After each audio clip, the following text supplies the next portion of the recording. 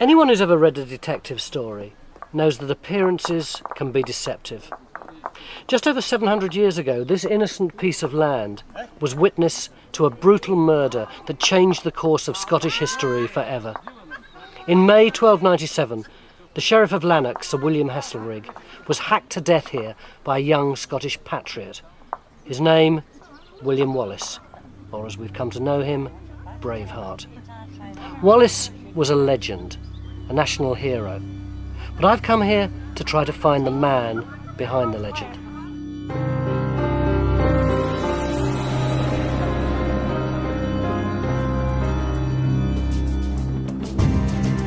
If you've ever watched the movie Braveheart, forget it. It's a great piece of entertainment, but not an accurate guide. I've come to central Scotland to find the truth about Wallace.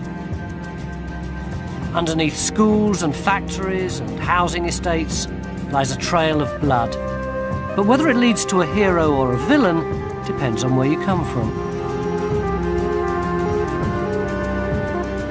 Wallace was the first Scottish champion in the vicious wars of independence from England. He's a Scottish icon to this day, but he was certainly no saint. Wallace was a freedom fighter par excellence and was there for his country when his country needed him. He is accused of getting choirs of naked Englishmen and women to sing for him. This was particularly dreadful. He was an underdog, a second son of an unimportant knight, and yet he had something in him which people responded to. He must have been an extraordinary man. We should never have heard of William Wallace. And we might not have done, except for an accident of history. When Wallace was born, there was no war with England. Scotland was prosperous. Life was good. Then, disaster struck. The night of the 19th of March 1286 was stormy. The Scottish King Alexander III had been carousing at a function in Edinburgh Castle. Late at night, and probably the worse for wear, he ignored his courtiers' advice and insisted on returning home to Kinghorn on the other side of the Firth of Forth. He just married a beautiful French princess half his age. In driving rain and pitch darkness, he set off along the coastal path for his marriage bed. But whether it was a midlife crisis or a noble desire to perform his kingly duties, it was the death of him. Somewhere along the way, his men lost him and his horse stumbled and fell. Later on, he was found here, with his neck broken. 600 years later, the Victorians put up this monument to mark the event. It says, without a hint of irony, that it was erected on the sexcentenary of his death. Seldom has libido proved so costly. When Alexander's only heir also died, Scotland was thrown into crisis. Powerful rival factions took to arms, and the country slid towards civil war. Without a leader, there was going to be chaos. A king is going to have to be chosen. Now, in theory, God chooses kings, but in this case, there's going to have to be some sort of earthly intervention. It couldn't happen within Scotland because that would imply the Scottish nobility are superior to the king. It's got to be a great international figure. And Edward I, Scotland's nearest neighbour, great reputation in Europe, he's the man to do it. They'd asked the wrong man. Edward I was a ruthless expansionist. He'd already annexed Wales and Ireland. The crisis gave him the chance to bring Scotland into his empire. Under the pretext of preventing civil war, Edward took control of Scotland. At Norham Castle, he made the Scottish nobles acknowledge him as their feudal overlord, the medieval equivalent of mafia dons acknowledging a supreme boss. It meant that when John Balliol was named king, he was Edward's puppet. But while the Scottish nobles caved in, the common people remained defiant. Resistance leaders emerged from nowhere. Throughout Scotland, there were spontaneous attacks on the hated occupying forces. It's about this time that tales of a fierce young Scot called William Wallace began to circulate. One typical story has Wallace fishing in a river when suddenly 5 English soldiers turn up and demand his catch. and Wallace says you must be joking, but offers them half anyway. And one of the English soldiers is so furious that a mere jock should give him cheek that he draws his sword and lunges at Wallace. Wallace immediately parries with his fishing pole, snatches the man's sword and lops his head off. Then he kills 2 of the other soldiers before the others escape. Who was this Wallace, everyone was asking? We still don't know what he looked like. These pictures are from much more recent times. The only clues we have to his appearance are the accounts which tell of an arrow scar on his neck and a general agreement that he was enormous, perhaps 6'6" or more. He was also much younger than this, about 26. But where had he come from? Well, a Scottish chronicler called Blind Harry tells us that the de Wallace family, which means they were originally from Wales, settled in Elderslie, just south of Glasgow.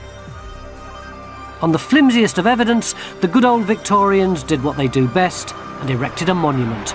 But now, archaeology has backed up tradition.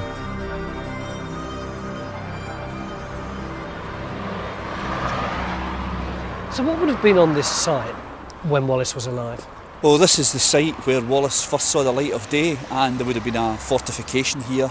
There was an archaeological dig done in 1998. There's a hedge that runs right round the site here, and it shows the outline of the original wooden palisade that would have surrounded the fortified property. When you say fortified property, what would it have looked like? There would have been a hall house of some sort, either made of timber or stone, surrounded by a wooden palisade. And this path that we're actually walking on at this moment actually is on the site of the ditch. As I say, there was a dig done here in 98, which I saw, and the ditch still actually exists. It's carved out of solid stone, and it's right under this path in which we're walking right now. So what does that mean about Bruce's family, about Wallace's family? Middle class, I would say. If you were looking at it in a sort of modern term, you would say middle class. Upper middle class, perhaps. So in 1270 it would have looked something like this. On the raised ground was the northeastern corner of a fortified hamlet run by the Wallace family. They were minor nobles descended from the Norman aristocracy, and although they would have thought of themselves as Scottish, they would probably still have spoken French within the family. But here's the weird thing.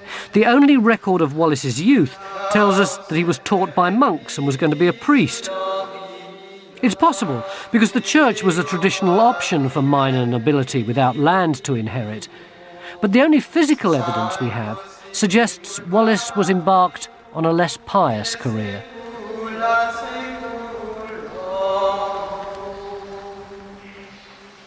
We know from the seal that was discovered a few years ago that has a bow in the middle of it, that Wallace probably saw himself first and foremost as an archer. Now, that probably didn't mean he was a soldier necessarily. It may have been a bit on the poaching side of things, on the hunting of deer. But yeah, he would have had to make his own way. He wouldn't have any lands given to him, and I don't think there's any evidence. In fact, it's pretty clear he didn't have any lands himself, so he's got to make his own way. It's likely then that Wallace was a bit of a tearaway, who came good when history gave him a cause. Once Edward I had his hooks into Scotland, he never gave up. In 1296, after repeated humiliations, his puppet king John Balliol rebelled. The Scots assembled an army and raided northern England. It was just the excuse Edward was looking for. He marched north. This is Berwick-on-Tweed. Today it's in England, of course, but 7 centuries ago it was one of the most important and prosperous towns in Scotland. As Edward moved forth, spoiling for a fight with the rebellious Scots, the people of Berwick gave him the perfect opportunity for one. Some English merchants had been murdered here and their goods pillaged by the locals. Edward decided to make an example of them.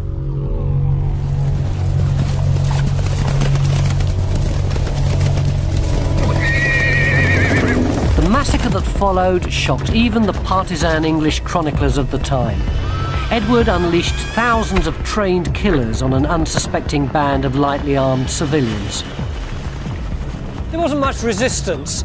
You see that Land Rover over there? Well, just beyond it, there was a building called the Red Tower, and some Belgian merchants holed up there, firing arrows, and they killed Edward's cousin. So eventually, he personally ordered their deaths by having them burnt alive.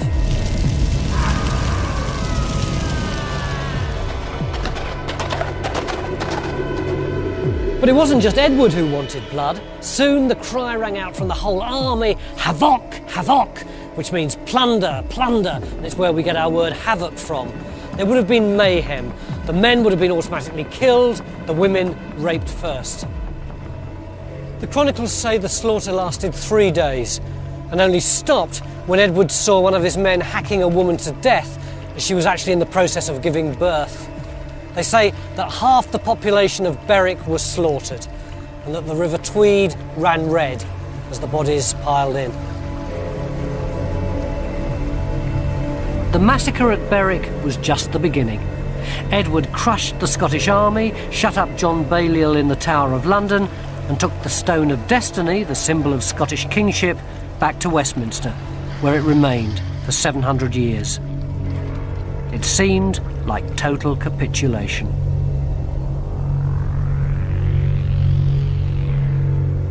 The story goes that when Edward was leaving Scotland, he turned to the Earl he was about to put in charge and said to him, "Bon besoin fait, qui de merde se délivre." In other words, the guy who gets rid of shit is doing a really good job. Edward thought that he'd got rid of the problem of Scotland. He thought that by conquering the nobles, he was conquering the people. But he was wrong, as William Wallace was about to make very clear. Edward I thought he'd taught the Scots a lesson. But the slaughter at Berwick had exactly the opposite effect. All over the country, spontaneous opposition broke out.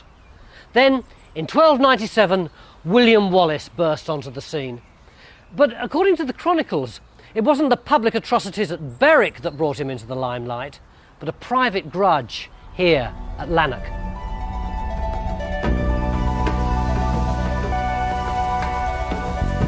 The chronicles tell the story of how Wallace fell in love. He saw a maiden at Mass here in St Kentigern's church and was instantly smitten. She was Marion Braidfoot from nearby Lamington.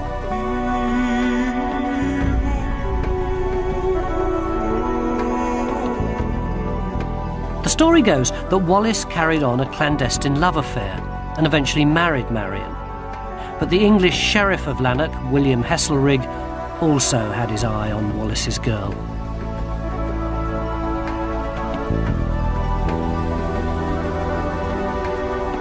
When Wallace got into a skirmish with Heselrigg's men, before they could arrest him, Marion helped him escape into the hills. In revenge and full of lustful hate, Heselrigg had Marion killed. Hearing of the slaughter, Wallace returned under cover of darkness to wreak his revenge. There's hardly anything left of Lanark Castle today. Lanark Thistle Bowling Club occupies the site of Heselrigg's stronghold.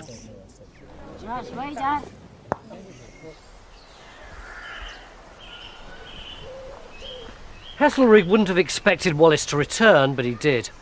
In May 1297, he and his men probably slipped into town in ones and twos and then joined up, ready for their revenge. The attack was swift and terrible. Wallace went straight to the sheriff's house, surprising him in his bed. One blow of his enormous sword went straight through the sheriff's skull, down to his collarbone.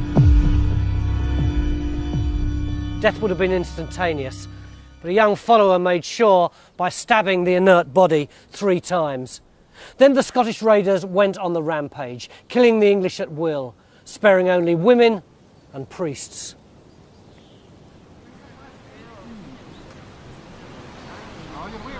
The killing of Heselrigg is the first documented reference we have of Wallace, but the love story may well be fiction. After all, Wallace was an outlaw and the sheriff was the local judge. Maybe Wallace simply killed him to avoid prosecution for some other crime. it could be that he was already beyond the law, that he was a kind of an outlaw. If he'd been poaching, he may even been beyond Scots law, and maybe he was someone on the wrong side of the tracks who sort of made good because war broke out.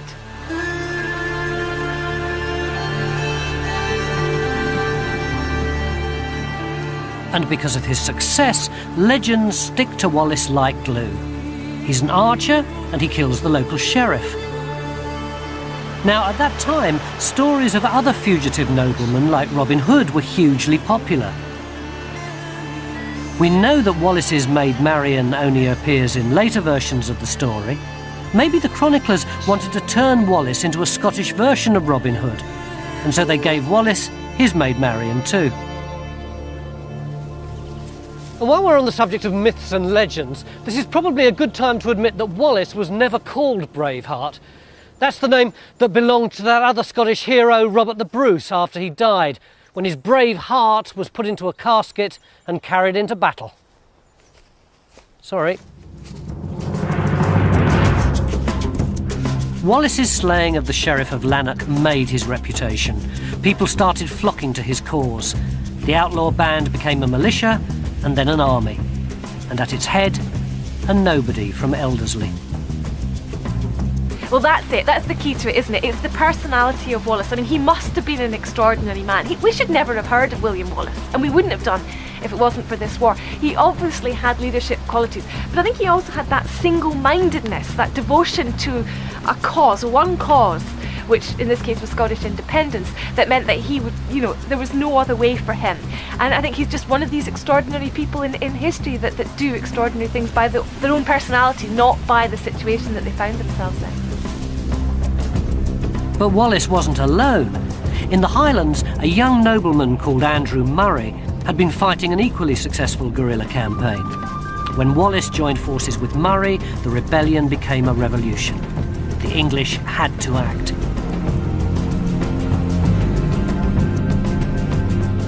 Edward I, who was away fighting in France, ordered a formidable army north to sort out the rebels. Barring their way to the Highlands was the mighty River Forth. Wallace and Murray decided to take the English on at the crossing point. Its name was to echo in history. Stirling Bridge.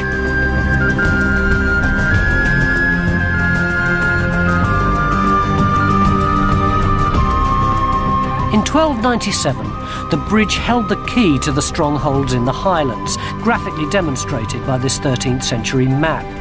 If the English were going to take Scotland, they had no choice but to cross.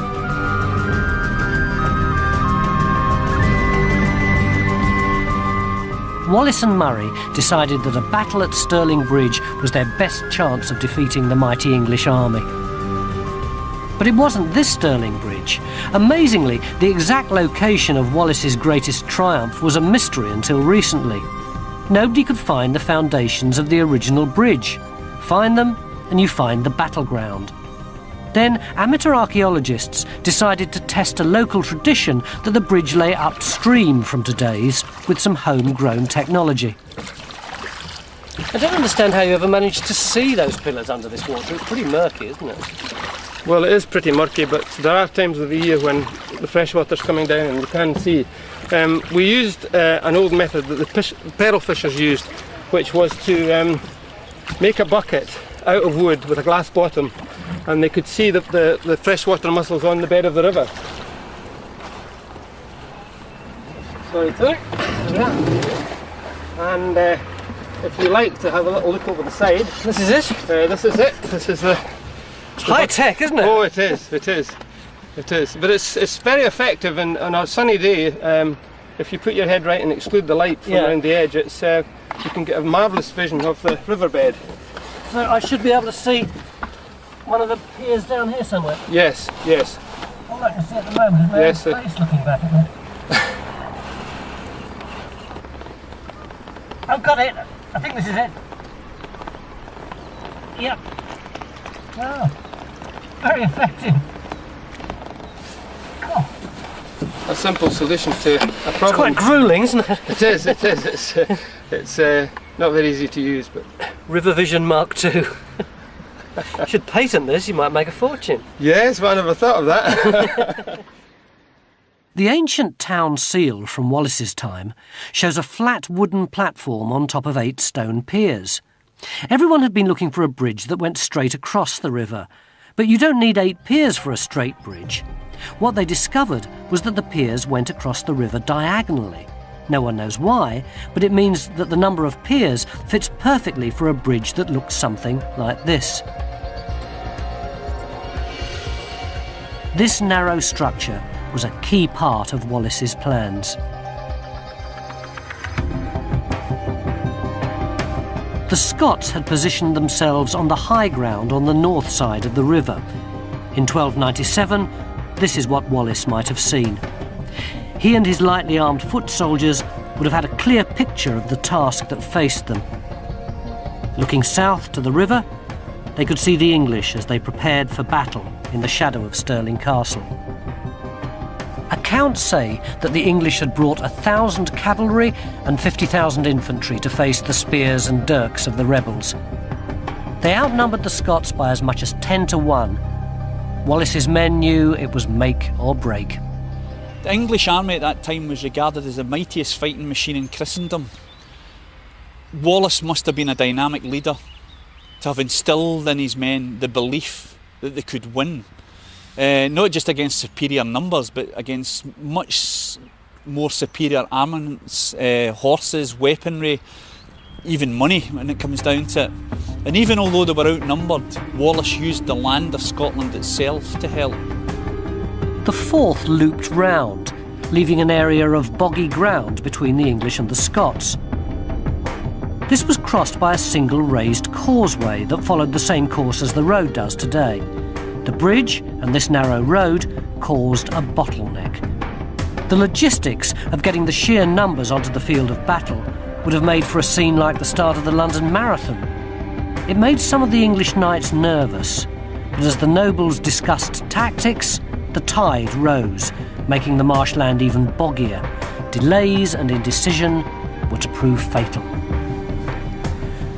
3 times the English started across the bridge and 3 times they drew back. Dominican friars were sent across to offer Wallace peace terms, but the message came back: "We have not come for peace, but to avenge our country." The upstart was spoiling for a fight, and the English were happy to oblige. Wallace and Murray couldn't believe their luck. The enemy was about to fall into their trap. The narrow bridge could only take 2 horses at a time. As the heavily armoured mounted knights rode off the causeway to form a battle line, the ground became too boggy for an effective charge. The English were probably expecting the Scots to wait till they'd all processed across the bridge and lined up nicely. That was the etiquette of chivalry. But Wallace and Murray weren't like that. They were street fighters, engaged in a last-ditch attempt to save their country. They waited until just the right amount of Englishmen had crossed, enough to fight and enough to kill, and then Wallace gave a single blast of his horn.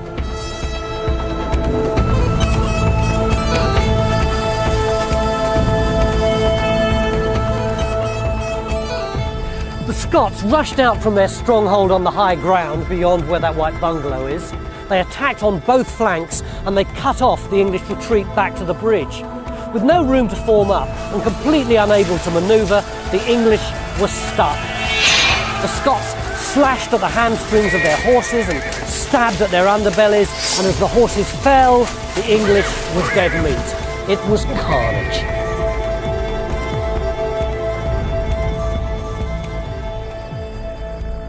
The chronicles report 5,000 English dead. The victory was against all odds. Native cunning and spirit had defeated numbers, money and equipment. The English retreated in disarray.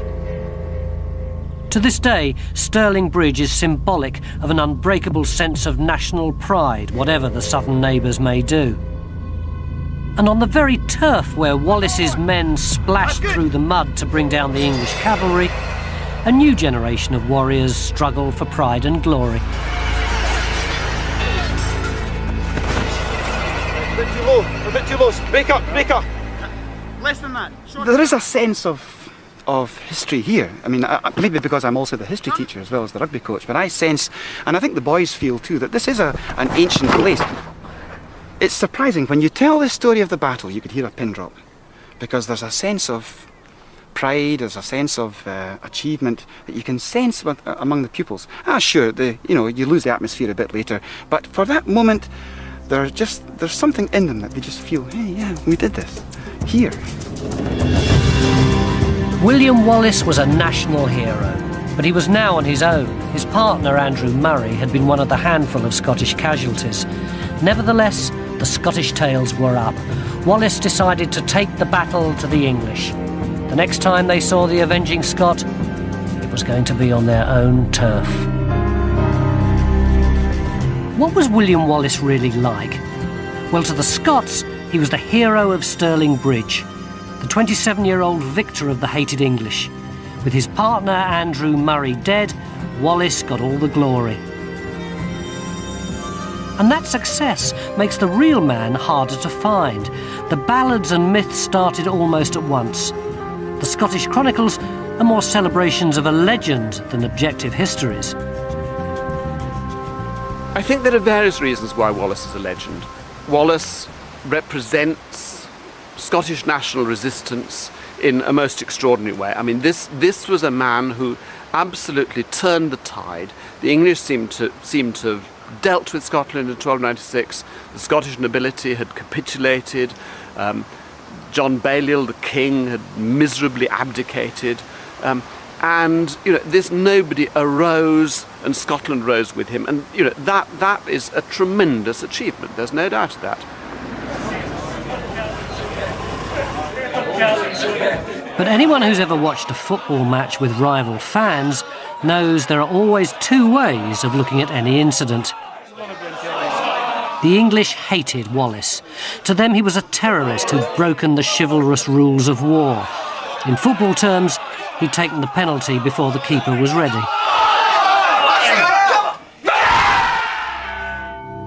And what happened next seems to confirm that Wallace had a much darker side. Buoyed with his success at Stirling, Wallace swept into northern England. It was time for the Scots to vent their fury. The English chronicles are full of stories of Wallace's savagery. He put monasteries to the torch and laughed as monks were drowned in front of him. He slaughtered women and burnt schools with the schoolchildren inside. Rape, torture and atrocity marked his progress through the borders. He shocked an age hardened to brutality. The stories evoke contemporary parallels. The English accused Wallace quite explicitly of effectively ethnic cleansing, that his intention was to get rid of everyone that spoke English from the north of England. Even the Scottish chronicles realised there was a problem. They said he tried to prevent the excesses of his men, defending priests at the altar. On the other hand, they made no bones about his hatred of all the English. So was Wallace a national hero or a war criminal? The National Wallace Monument is the great Victorian expression of his legendary status. It dominates the landscape of Wallace's great triumph at Stirling. Braveheart fans and Scots from all over the world, including the South Florida branch of the Stuart clan, come to pay homage. But even here there's a grim recognition that there was little room for compromise in medieval warfare. And the said Provenance executioners would then put this through the back or the front of the head. And that is your cranial spike. If you knew Wallace as a person, he probably wasn't the sort of guy you would like to get on the wrong side of. He was probably terrifying. There was probably an awful lot of people in Scotland that were either feared him or hated him at the time. We see him as a national hero and we see him differently. But Wallace's one major inherent strength was he killed Englishmen wherever and whenever he found them. That was his job, and that's what he did. Not to be confused with your dispatching dagger, which has two sharp edges, one to the left and one to the right. Essentially, Wallace was a man of his day. Putting the mortally wounded out of their misery by impinging... There's no doubt that he was a very bloody, violent man, living in a violent age. And he stood no nonsense at all from enemies and butchered them as soon as look at them. But at the same time, here's a man that was a leader. He was an underdog, a second son of an unimportant knight, and yet he had something in him which people responded to. And he led them, he had a vision, he was true to his king, he was fighting for John Balliol, he had loyalty, he had a sense of purpose, a sense of achievement, he had a brain that could think of strategy. No, I think there are many good aspects of Wallace's personality and character which you can focus on, but we try to sort of say that those days are gone now when we want to slaughter the English. On his return from his campaign of terror along the English borders, Wallace was knighted, possibly by Robert the Bruce. Then Sir William Wallace was made Guardian of Scotland. In the absence of the king, he'd been given absolute power. Wallace knew the English weren't beaten. He began preparations at once for the defence of the realm. He put a gibbet in every major town to deal with backsliders. Another sign of his ruthlessness, perhaps, or just a desperate recognition of the scale of the expected English response. Pretty soon the king realised that if he wanted a job done properly, he was going to have to do it himself. Next time Wallace met the English army, it would be led by King Edward.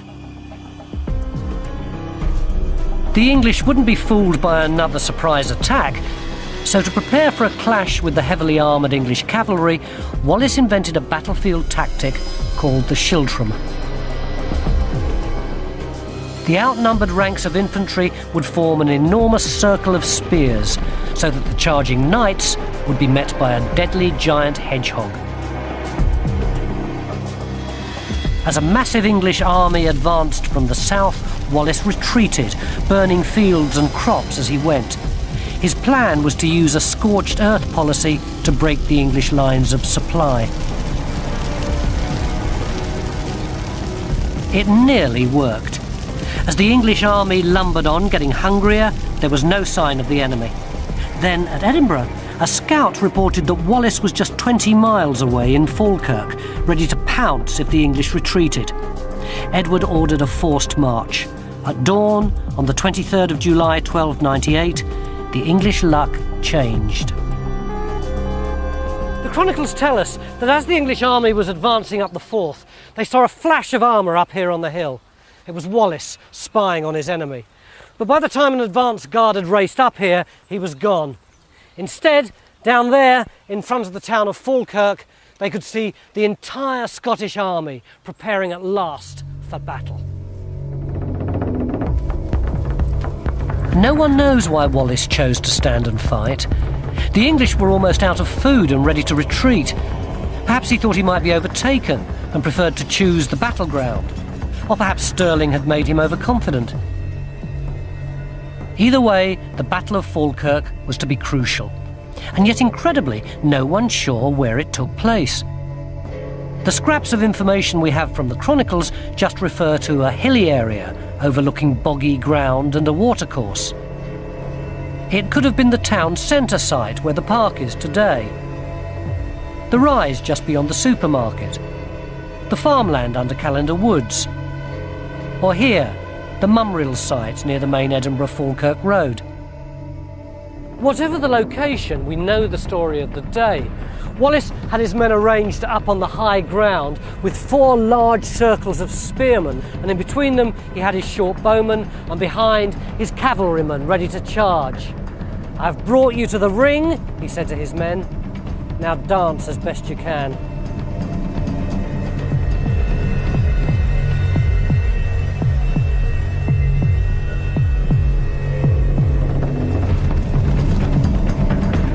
The English sent wave after wave of cavalry across the boggy ground, up the slope and onto the waiting Scottish spears. But then 2 things happened that changed the course of the day and the future of Wallace's reputation. Firstly, the Scots nobility who made up their cavalry suddenly upped and left, and secondly, the English brought on their new secret weapon, the longbow.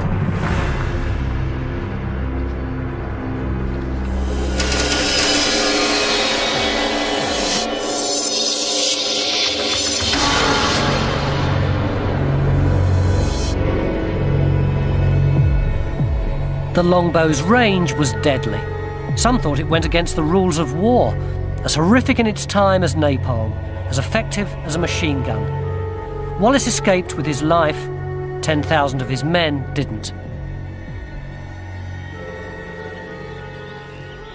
To be fair to Wallace, he had planned his strategy around what the English normally do, which is a major cavalry charge, and that's why you've got the schultrums, this hedgehog of spears. And he had trained his men well on this, and they'd been practicing for quite a while. But what he couldn't have foreseen really was that Edward would deploy the archers in the way that he did. And this is the beginning of the rise of the English archer to such a preeminent position in the 100 Years' War against France in the next century. They're going to win battles, and poor old Wallace was on the receiving end of that. He had planned it, it's just that technology took over. For people who know the movie, it may come as a shock to know that Falkirk wasn't the end for Wallace. He was to carry his fight on for 7 more years, before his horrific betrayal and death.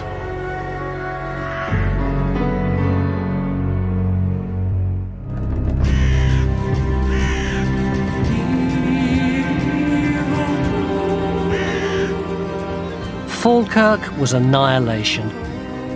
Wallace escaped with his life, but a reputation in tatters. His loyal foot soldiers had been slaughtered by English bowmen, and if Blind Harry's to be believed, his cavalry had simply deserted him.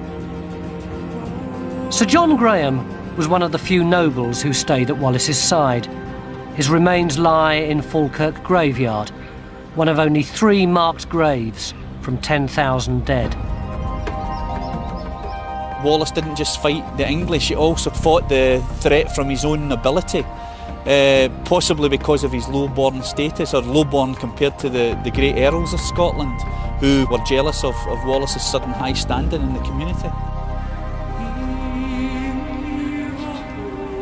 What are you going to do? Are you going to stay there and die, or are you going to go away and live to fight again? I mean, it's all very easy for us 700 years over to say, oh, it was a dreadful thing. I don't think the Scottish cavalry could have won that battle. Under no, they couldn't have done it.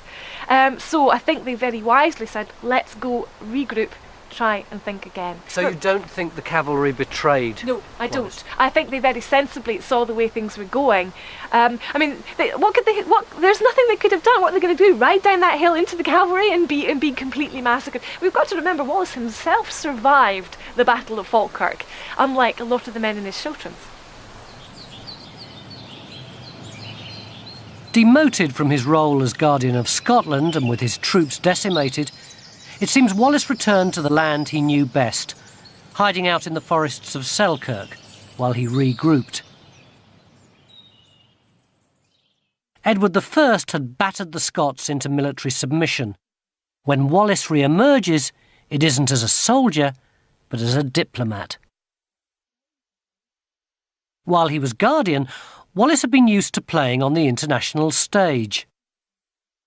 While so much else has been lost, incredibly, we have one of Wallace's own letters. He was writing to the merchants of Lubeck in Germany, basically saying that Scotland was open for business. Now, in the wake of military disaster, it seems Wallace took the political initiative against the hated Edward. Another letter, which has since been lost, shows that Wallace made journeys to the King of France and to the Pope to try and win political support. It was the equivalent of an appeal to the United Nations of the time. It was a unilateral action, not backed by the nobles, who were trying to appease Edward while they consolidated their position. So do you think that in his later years, Wallace would have been a bit of a political loose cannon, like Edward Heath or Arthur Scargill? I think loose cannon is exactly the way to describe Wallace. Although he does, when he comes back from the continent in 1303, he does join with the rest of the Scottish nobility. He's one of the leaders of the Scottish army, and that's quite interesting. He's one of many. But when the Scots decide, when John Comyn of Badenoch is the sole guardian at that period, that Scotland has had enough, that perhaps they should submit to Edward, whether they thought this was only a temporary measure or not, Wallace would not submit. He's not the only one, but he's the main one. And I think most of the Scottish nobility and the Scottish people, it's not just the nobility, a lot of the Scottish people had had enough as well. They would have thought, oh, shut up. But Wallace wouldn't shut up. He fought on in the way he knew best, as an outlaw. While everyone else, including Robert the Bruce, went with the flow, Wallace kept one step ahead of the law. He went straight to the top of Edward's most wanted list.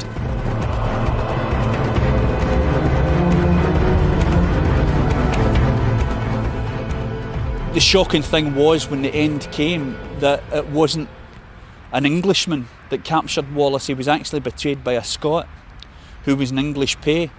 But an awful lot of the problems in Scotland down the century were succinctly summed up by Robert Burns, who said, "We are bought and sold for English gold."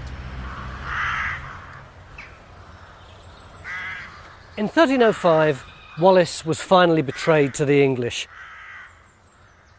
By this time, most of Scotland's nobles were back under Edward's rule again, and one of his tests of their loyalty was whether or not they were prepared to try to capture Wallace.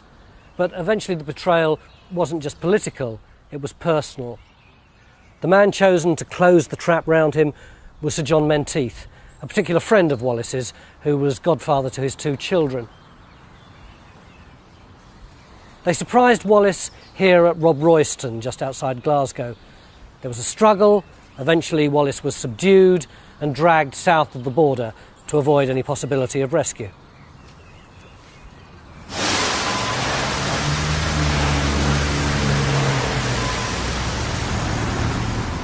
"17 bruising days later, he arrived in London. On the 23rd of August, Wallace was brought before the King's Bench at the Royal Palace of Westminster. This was once the largest freestanding building in Europe. In 1305, it was the intimidating setting for a show trial. Wallace stood silent, facing his accusers, as charge after charge was read out. He only spoke once, when accused of treason against Edward. He shouted out that he could never have committed treason, as he had never given his loyalty to anyone but the rightful King of Scotland.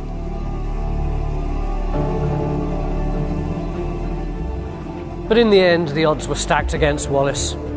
The trial was more about humiliation than justice. As he stood on this spot, the sentence for treason was declared. Wallace was to be hung, drawn, and quartered.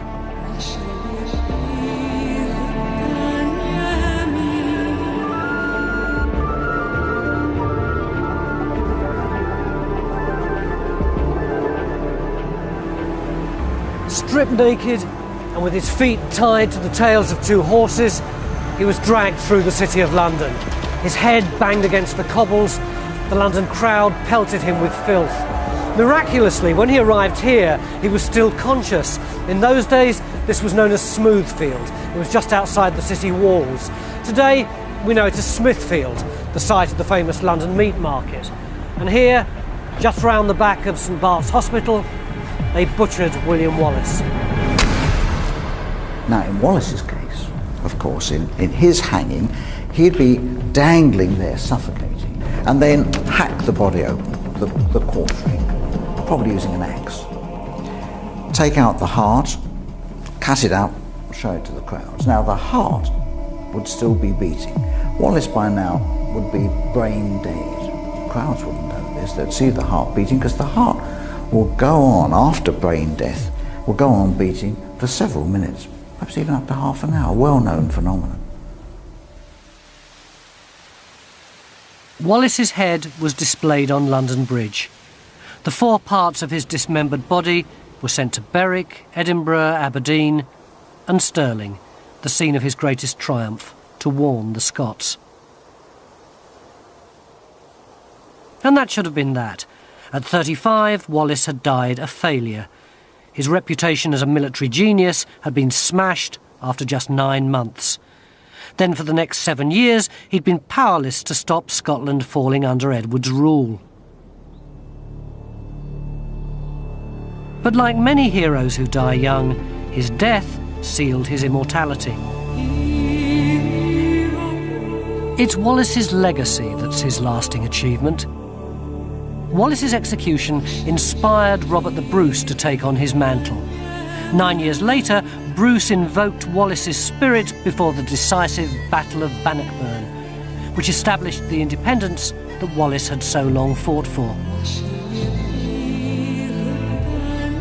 Almost 5 centuries later, Robert Burns, who was brought up in the same forests where Wallace used to hide out, was inspired by Bruce's tribute. He wrote Scots Wha Hae. It's become Wallace's anthem, a symbol of what he represents. That's when Bruce has often led, welcome to your gory bed, or to victory. When the foundation stone of the Wallace Monument at Stirling was laid, 70 or 80,000 people turned out in the day to see it. So he meant something to people, even back in the days when Scotland was seen as North Britain. And any time that Scotland's future has been called into question, Wallace's shadow is there. A lesser man might have simply given up, but Wallace went on trying, admittedly not very successfully, but he remained absolutely consistent to that Scottish cause. And I think therefore it's hardly surprising that this man has become a symbol of Scottish nationalism in an utterly justifiable way. He is crucial to the Scottish psyche and to how the Scots have felt about themselves, and he is the symbol of unadulterated Scotland. It's a very macho symbol, I have to say. I sometimes wonder what we women really feel about Wallace, but he's very important as being somebody that we can look up to with no trace of having had any truck with England. But as a man of the people, Wallace came to represent personal freedom as well as Scottish independence. This is the Wallace Stone at Falkirk, where Wallace is said to have spied on the English. Miners in Scotland used to be bondsmen. 200 years ago, the local miners, released from their serfdom, started a tradition which lasts to this day, of marching here in the name of Wallace to affirm their status as free men.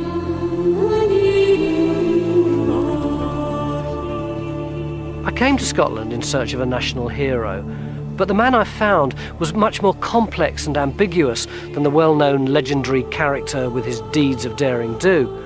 Of course, Wallace was a man of his time. He was a brutal man in a brutal age. But his absolute insistence that no man or group should be able to dominate any other against their wishes makes him, for me, not just a Scottish hero, but a universal one.